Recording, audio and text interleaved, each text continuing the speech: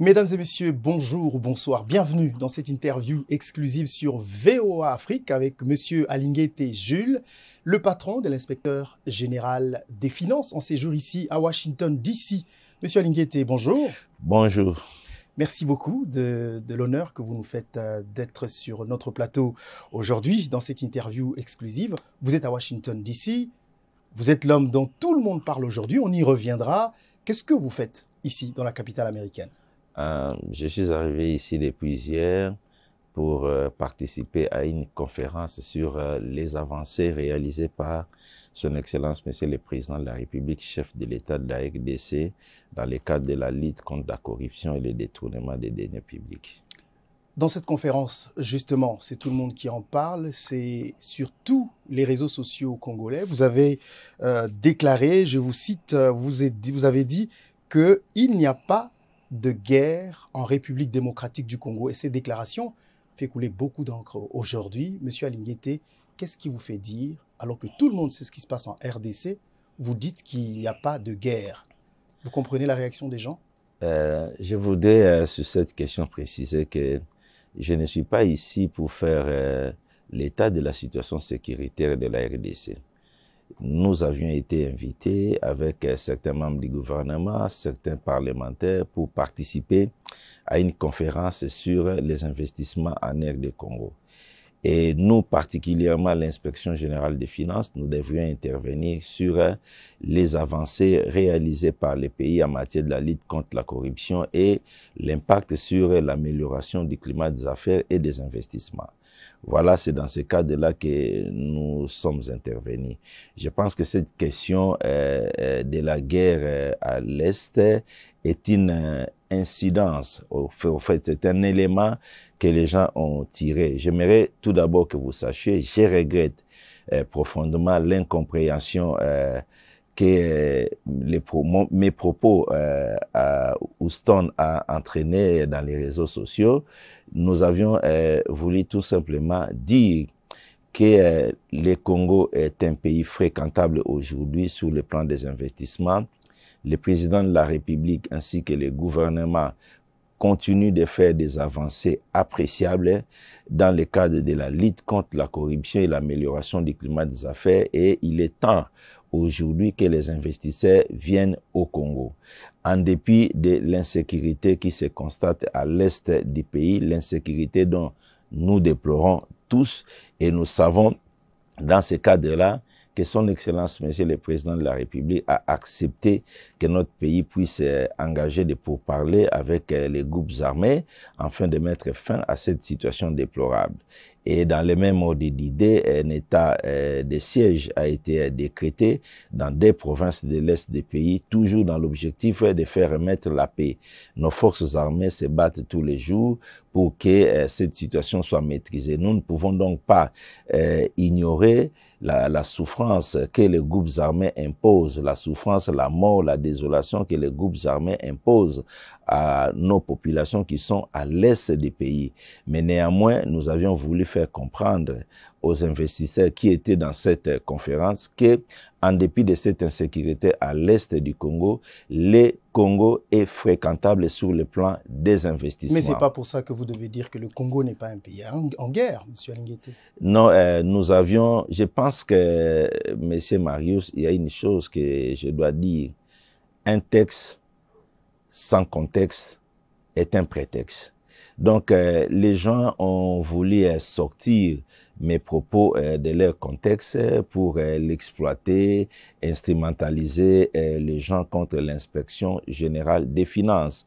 Nous avions clairement dit que le Congo est un pays fréquentable sur le plan de l'investissement. Il ne faudra pas qu'on présente le Congo dans des forums d'investissement comme un pays en guerre où il ne faut pas venir investir. Je ne vais pas faire les jeux de certains de nos compatriotes qui prennent les loisirs de sillonner le monde pour lancer un message aux investisseurs de ne pas venir au Congo. Vous pouvez avoir des rancœurs contre le président de la République ou contre le gouvernement de votre pays, mais vous avez l'obligation d'aimer le Congo. Mais c'est pas parce que vous voulez que les investisseurs viennent que vous ignorez la situation de votre pays. Non, dire qu'il y a l'insécurité à l'est des pays qui cause la mort, la désolation, cela ne signifie pas que on ignore ce qui se passe à l'est de notre pays. Je voudrais également dire que demander aux investisseurs de venir au Congo, déclarer que le Congo est un pays fréquentable sur le plan des investissements ne signifie pas une négation de la situation d'insécurité à l'est de notre pays. Mais beaucoup de réactions sur les réseaux sociaux, notamment des personnalités qui parlent de on ne peut pas baisser la température en cassant le thermomètre, ce qui veut dire on ne peut pas appeler les investisseurs à venir investir dans un pays où il n'y a pas de paix. J'ai vu ces déclarations sur les réseaux sociaux. Oui, je pense que vous faites allusion certainement à la déclaration de l'ambassadeur itinérant du président de la République, M. Faustin Luanga, mais c'est une déclaration qui n'engage que lui, que je ne partage pas. Je ne sais pas si c'est ça le message que lui, en tant qu'ambassadeur itinérant du chef de l'État, il doit porter à l'extérieur du pays. Je ne voudrais pas faire le jeu de ceux-là qui n'aiment pas leur pays et qui s'amusent à présenter le Congo dans une image qui n'est pas réelle. Et je peux vous rappeler que le président de l'Assemblée nationale au Congo, tout récemment, avait dit devant le Parlement aux députés, sortez des groupes armés. Et vous devez comprendre que cette situation d'insécurité à l'Est, il y a de nos compatriotes qui trouvent leur compte.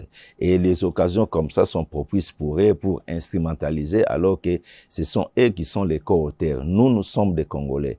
Lorsque Beni Butembo, Rutshuru, Bunia, Djougou souffrent, nous souffrons ensemble parce que nous faisons partie du Congo.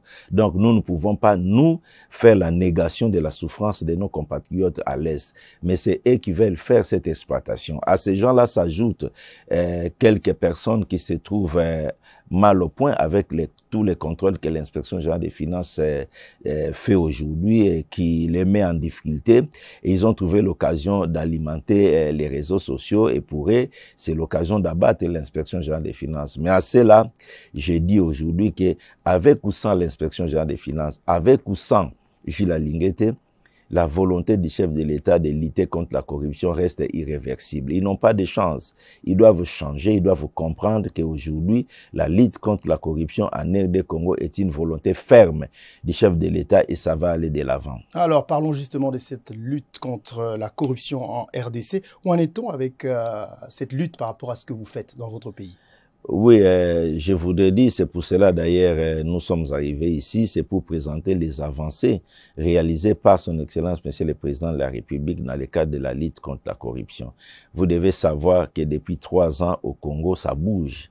Ça bouge. Depuis longtemps, notre pays avait été classé dans la zone rouge en matière de la lutte contre la corruption. On a indexé les pays de n'avoir pas suffisamment mis de volonté politique et de stratégie pour lutter contre ces fléaux. Mais depuis 3 ans, je pense que le président de la République, après avoir fait l'état de la situation de la lutte contre la corruption dans notre pays, et il a dit dans plusieurs des conférences ou des interviews données, il a dit il a pris la ferme résolution de redynamiser tous les services qui travaillent dans ce secteur. D'accord, mais qu'est-ce que vous avez fait jusque-là depuis que Oui, j'y arrive. C'est dans ce cadre-là que l'inspection générale des finances, le CNRF et l'APLC ont été suffisamment redynamisés et mis en contribution pour accompagner efficacement le président de la République dans cette lutte. Donc, je peux dire, aujourd'hui, 3 ans après, nous avons des avancées très, très, très significatives.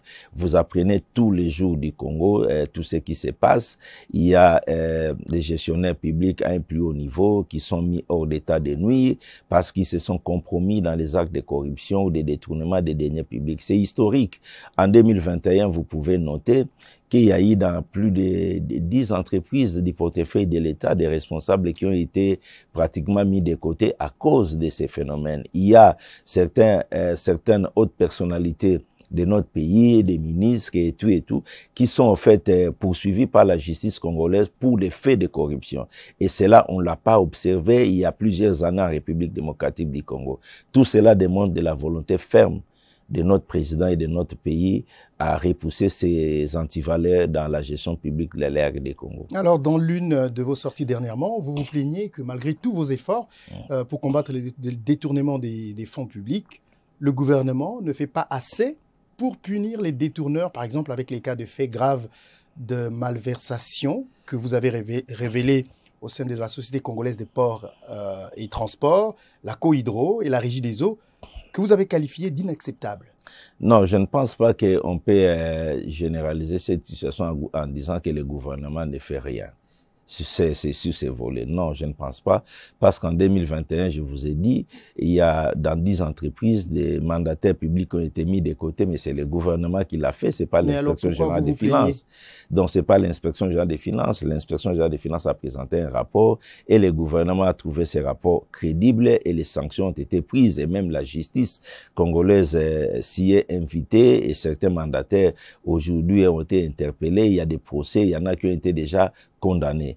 La récente situation en rapport avec la société congolaise des ports, des transports, c'est tout simplement un rapport que l'inspection générale des finances avait fait au ministre du portefeuille. Nous avions estimé que ça faisait 4 mois, il n'y avait pas de réaction.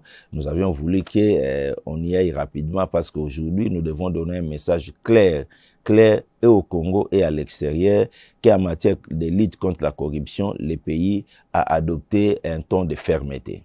Alors, la question que tout le monde se pose, on va peut-être revenir à ça tout à l'heure. L'inspection générale des finances a existé avant les 3 années dont vous parlez aujourd'hui. Qu'est-ce qui a changé entre ce qu'il y avait avant et quand vous êtes arrivé? Ce qui a fondamentalement changé, c'est la volonté du président de la République. C'est ça le véritable changement.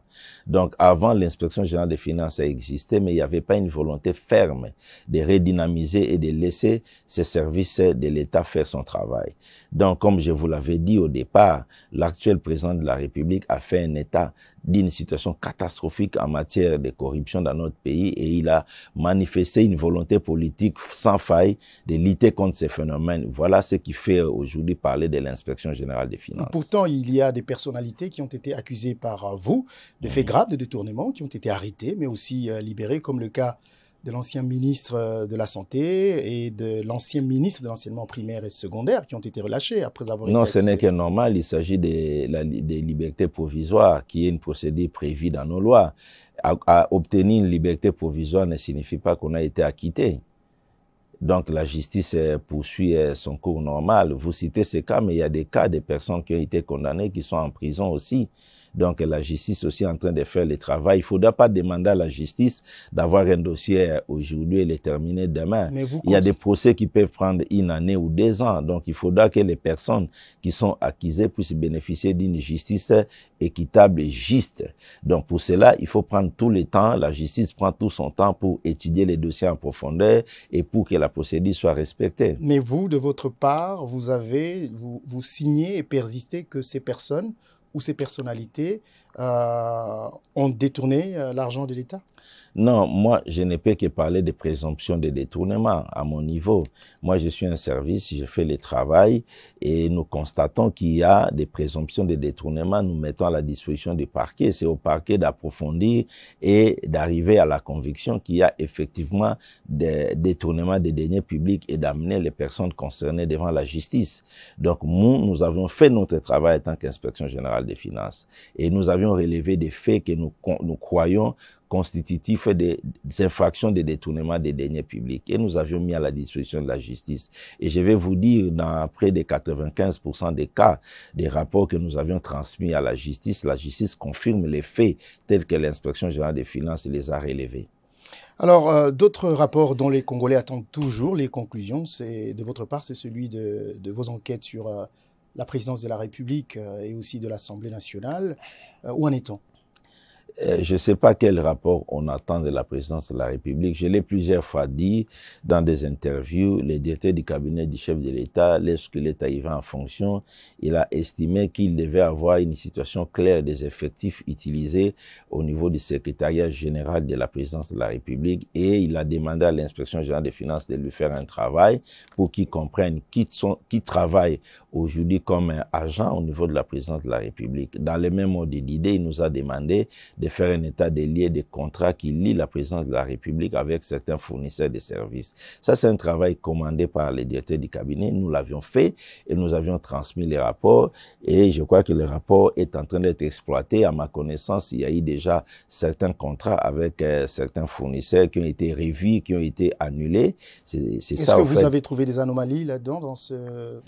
Ah oui, nous avions trouvé qu'il y avait aussi des agents qui travaillaient au niveau du secrétariat général à la présidence qui n'avaient pas d'acte administratif. Tout ça, nous avions fait rapport.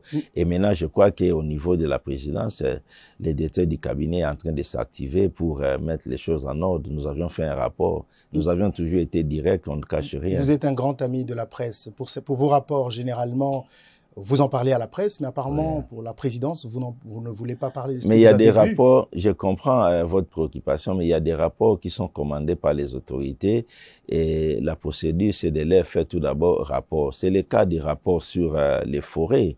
Au Congo, c'est un rapport qui nous a été demandé par le gouvernement. Nous l'avions fait, nous avions remis les rapports au gouvernement et c'est le gouvernement qui a pris la responsabilité de publier. C'est le cas aussi de l'audit des effectifs et des contrats au niveau de la présidence. C'est la présidence qui nous a demandé de faire l'audit et de lui donner les rapports. Donc, nous n'avons pas, nous, la liberté dans ces cas-là lorsque une autorité, le gouvernement demande de faire un travail. Nous n'avons que la possibilité de lui donner des rapports. C'est au gouvernement de voir s'il faut publier ou comment il faut l'exploiter. Mais lorsqu'il s'agit des missions de contrôle qui entrent dans le cadre de notre programme d'action approuvé par notre hiérarchie, où nous avions dit qu'il faut contrôler tel secteur, tel service, nous les contrôlons. À ce moment-là, lorsqu'il y a des faits importants, comme c'est de l'initiative de l'inspection générale des finances approuvée par sa hiérarchie, donc nous prenons au fait la décision dans le cadre de la lutte contre la corruption, les détournements, de publier les rapports pour décourager les prédateurs. Alors, il y a justement, vous en parliez tout à l'heure, il y a le ministère de l'Environnement de votre pays qui vient d'annuler beaucoup de contrats avec des contrats sur des concessions de forêt dans votre pays. Si je vous demandais de nous en parler un tout petit peu, qu'est-ce que vous avez découvert dans votre rapport? Le rapport a été rendu public par le ministère de l'Environnement. Brièvement, il y a 12 concessions forestières qui ont été illégalement attribuées par 5 membres du gouvernement précédent. Et nous avions estimé que c'est un comportement qui ne cadrait pas avec les engagements que le pays a pris avec des partenaires extérieurs. Voilà pourquoi nous félicitons d'ailleurs le gouvernement de la République pour avoir récemment pris la décision de suspendre ces contrats signés par ces ex-membres du gouvernement. Mais quand les membres du gouvernement signent un contrat, c'est normal, c'est dans leurs attributions. Non, ces attributions-là étaient contraires aux engagements que le pays avait pris. Et ils savaient très bien qu'ils ne pouvaient pas le faire. Est-ce qu'ils seront poursuivis?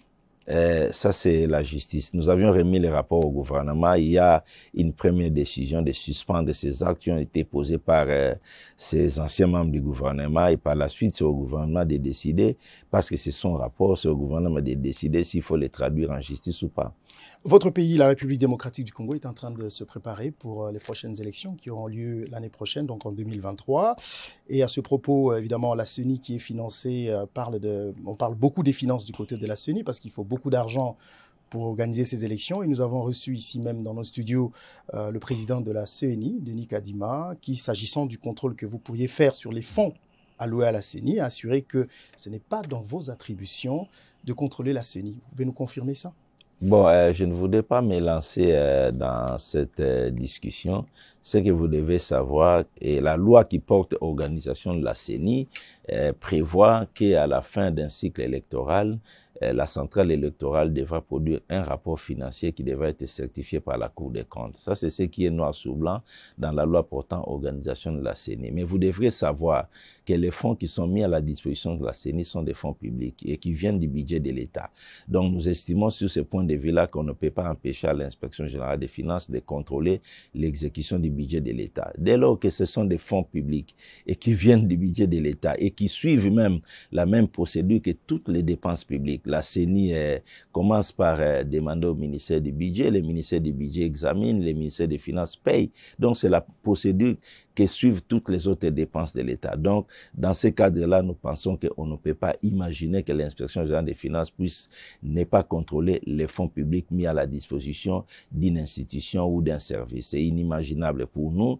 Nous pensons que nous avons le droit de contrôler ces fonds publics. Ce qui se passe actuellement, qu'est-ce que nous avions? D'ailleurs, je voudrais que vous le sachiez, que le président de la CENI avait lui-même demandé l'accompagnement de l'inspection générale des finances, l'encadrement de l'inspection générale des finances dans la gestion financière de la CENI.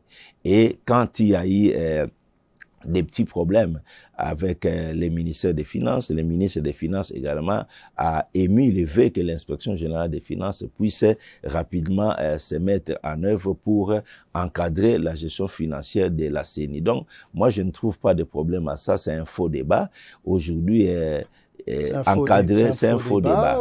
C'est un faux débat. Vous nous dites que c'est un faux débat. Vous pouvez contrôler la CENI. L'inspection générale des finances a le droit de contrôler les ressources mises à la disposition de la CENI pour autant qu'il s'agit de fonds publics. Et c'est dans l'intérêt de la CENI et dans l'intérêt de tout le monde qui ait cet encadrement pour éviter que demain les gens crient ou que les gens s'imaginent que les gens se sont enrichis derrière les opérations électorales.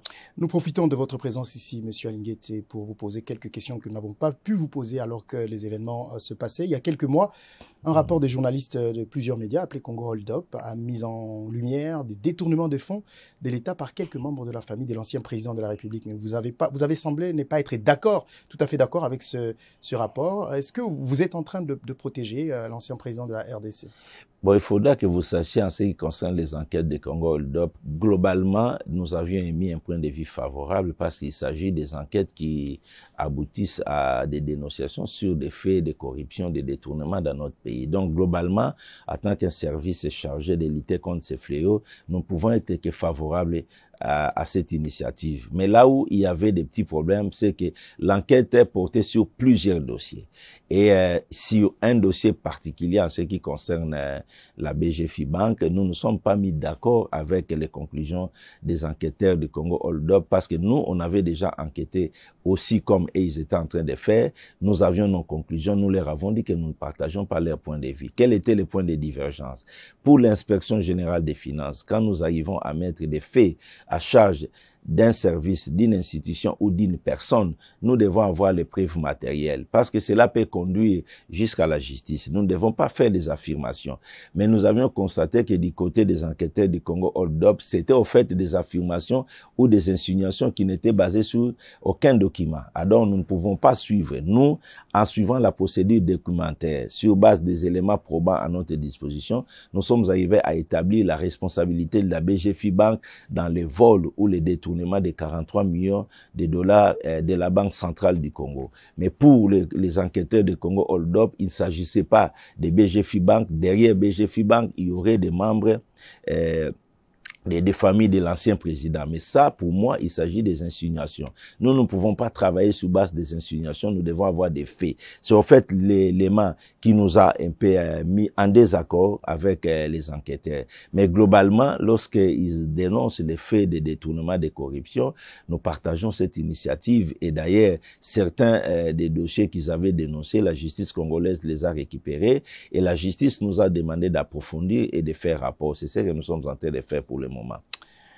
Nous allons peut-être parler de notre angle. C'est ce que vous faites pour sensibiliser les Congolais aujourd'hui par rapport à la lutte contre la corruption dans votre pays. Dernièrement, vous avez pris l'initiative de réunir les artistes et musiciens et les autres, et puis également les étudiants, les professeurs. Chaque fois, vous organisez des conférences. Quelle est l'idée derrière ça? L'idée derrière, c'est que nous nous sommes inspirés de la Convention internationale des Nations Unies pour la lutte contre la corruption.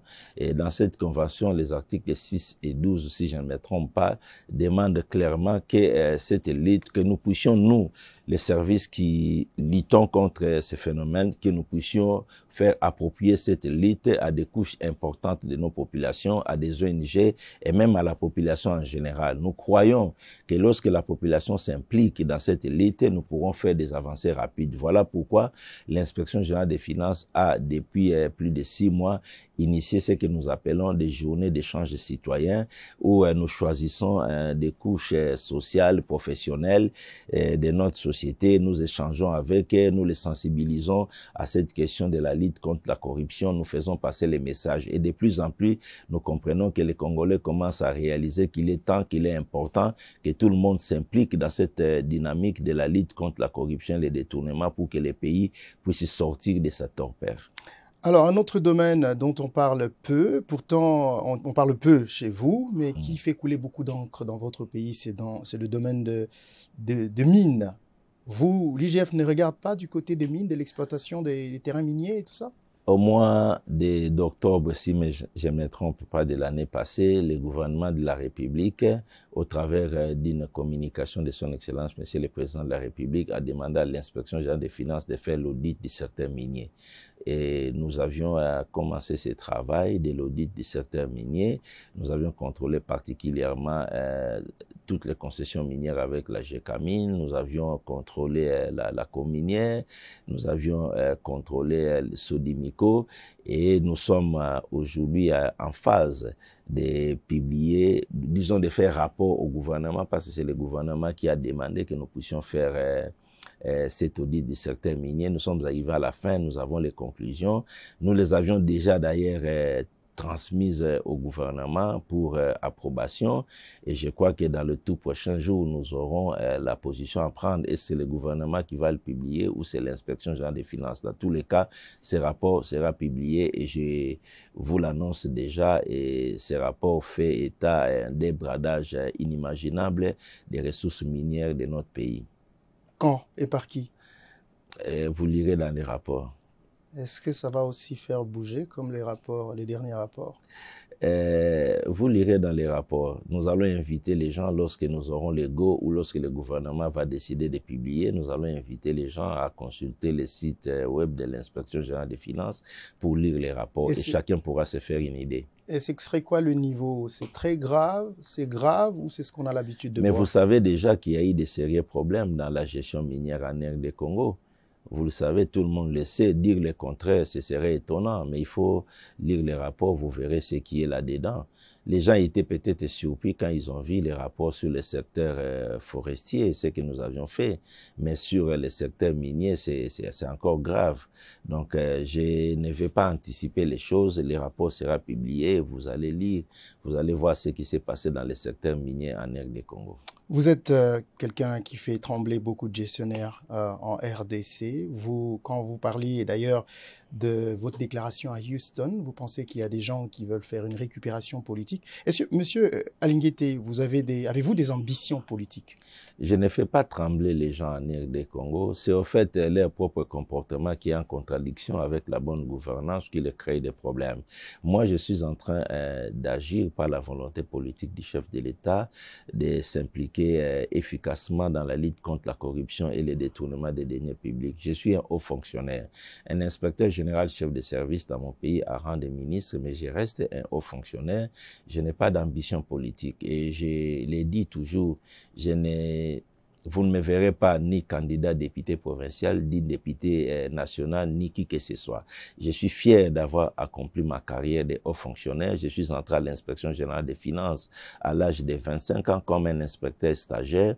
J'ai gravi les échelons pendant 34 ans pour arriver au sommet aujourd'hui. C'est une fierté pour moi de terminer ma carrière et je vais me reposer.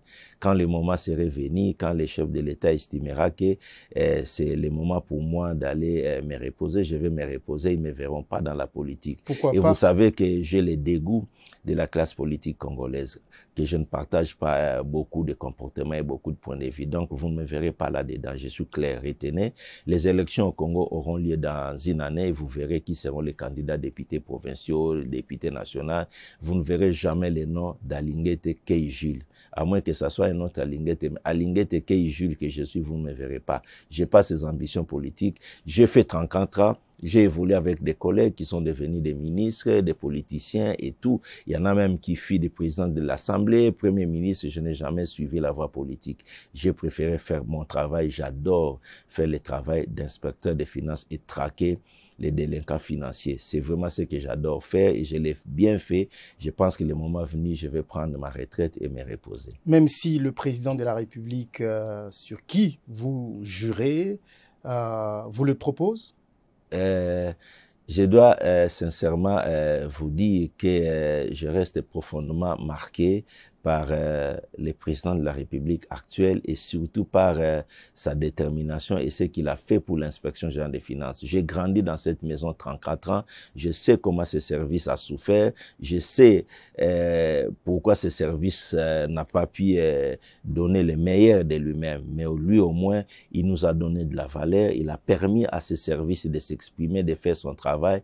Je reste profondément marqué. Donc si le chef de l'État m'appelle à rester à ses côtés, et je le ferai, mais je n'attends pas à aller chercher un mandat électif. Je n'en ai pas besoin.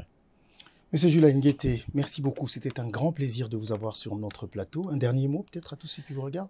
Oui, merci. Je précise une fois de plus que nous sommes arrivés ici dans le cadre d'une conférence pour présenter les avancées que le président de la République a réalisées ainsi que le gouvernement dans le cadre de la lutte contre la corruption ainsi que l'amélioration du climat des affaires. Voilà pourquoi nous sommes en train de communiquer ces éléments pour que le monde entier sache qu'en RD Congo aujourd'hui, il y a une volonté ferme de repousser les antivaleurs de corruption et de détournement des deniers publics et nous sommes en train de faire des avancées sur le plan de la gestion publique, sur le plan des finances publiques et sur le plan de la croissance économique. Il est temps aujourd'hui que ceux-là qui avaient une image négative de la République démocratique du Congo puissent s'en départir. Et s'ils veulent venir investir au Congo, c'est maintenant le temps de venir investir au Congo car demain risque d'être trop tard. Le gouvernement est en train de faire des avancées, il faut venir maintenant. Merci beaucoup, Monsieur Nguété. Merci beaucoup, merci Marius. Merci à vous, chers amis, de nous avoir suivis. Je vous retrouve très prochainement dans une autre interview. D'ici là, merci de continuer à aimer et à vous abonner sur notre page YouTube VOA Afrique. Au revoir et à très bientôt.